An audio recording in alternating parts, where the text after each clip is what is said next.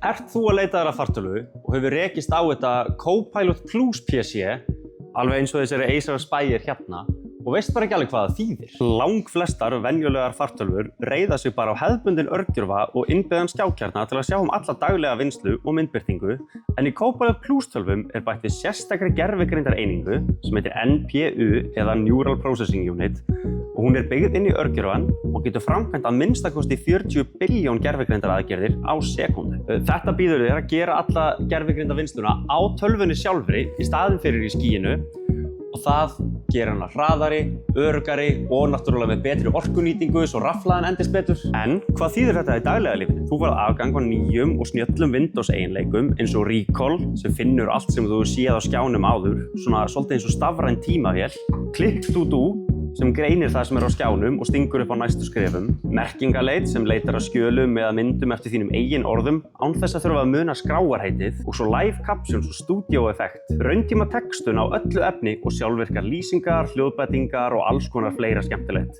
Þessi hérna, Acer Aspire 14 AI, hún sýnir þetta frábærlega. Hún með nýlegan Ryzen 5 örgjörfa með þessum NPU örgjörfa, 16 GB vinnsluminni og 512 GB disk og alltaf 18,5 tíma rafhlöðuendingu. Þú klárar vinnudaginn eða kíkir í kaffistofuna eða hvað sem þú vilt án þess að taka með þér hleðslutækið. Copilot Plus PC sem sagt ný útgáfa af hraðari, endingabetri og snjallari fartölvum. Kíktu við til okkar í Mörkinni 3 eða undir hlið Akureyri og við í Tölvutek kíkjum á þetta með þér.